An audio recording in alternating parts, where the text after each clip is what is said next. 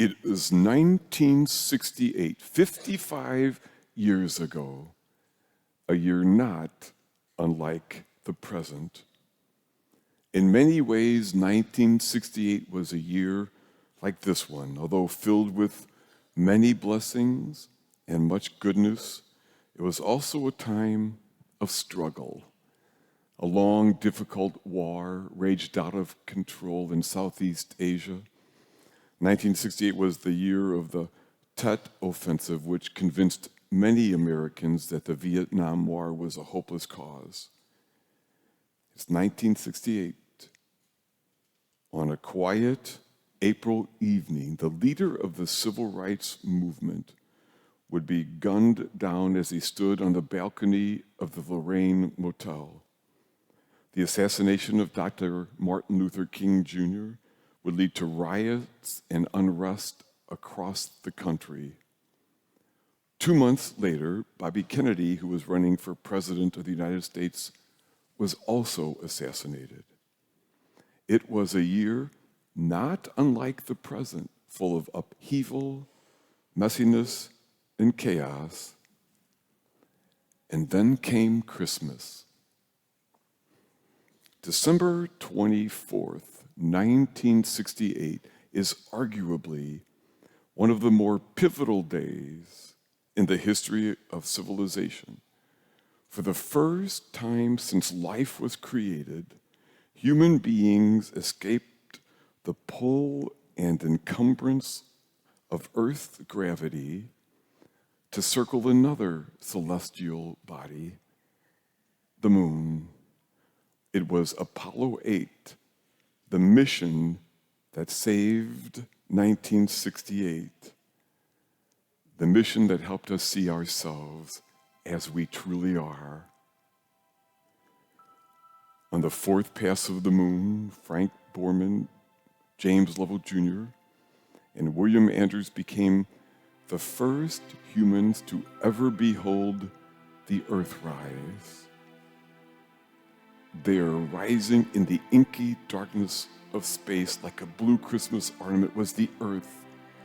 Every man, woman, and child, all the seas and mountains and fields, the clouds, the birds, the animals, the plants, all the knowledge, art, and literature, the love, the hate, the tumult, the joy, everything rising and fragile, everything together in the vast expanse of the cosmos.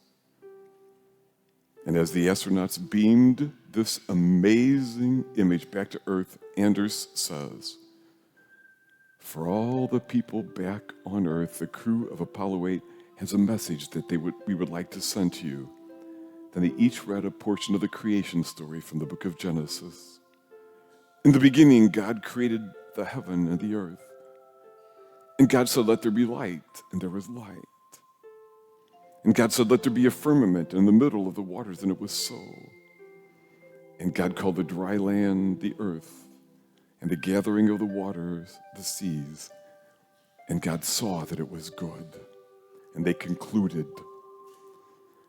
And from the crew of Apollo 8, we close with good night, good luck, a Merry Christmas, and God bless all of you on the good earth.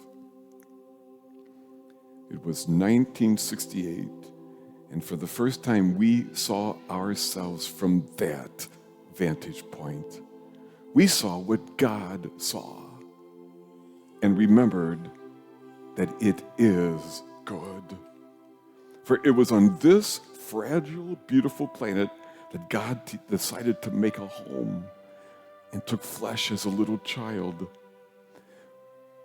And 55 years later, there's still tumult, turmoil, turbulence on planet Earth. There's still war and want. It seems in many ways we've forgotten the perspective of Apollo 8, where for the first time we saw ourselves as God did, as one diverse family, deeply connected, together, deep down good.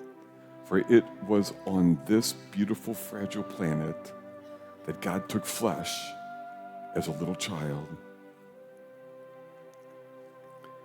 That's why, to this day, We need Christmas.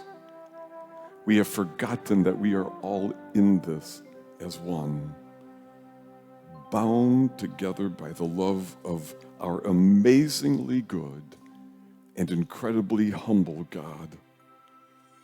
We have forgotten that we are responsible for one another and for this magnificent planet. We've forgotten that we are each precious and that each life and all life needs to be reverenced. God took flesh on our planet as if to say, now do you see how good you are? I have become who you are. In Jesus, I'll know what it's like to be you. I will laugh and dance. I'll know what it's like to be afraid, to take someone's hand in mine, to bury a loved one, to feel tears roll down my cheeks. I will know what it is to be you, for I have become who you are, that you might see that who you are is good. And that is why we again need Christmas. We need the mystery of God in human flesh to touch our hearts and inspire our thinking so that we might again see what God saw, that we are truly one, deeply connected in this together, and that we have a God who so loves us that God sent God's Son into the tumult and turmoil of our world so that we can see what God sees.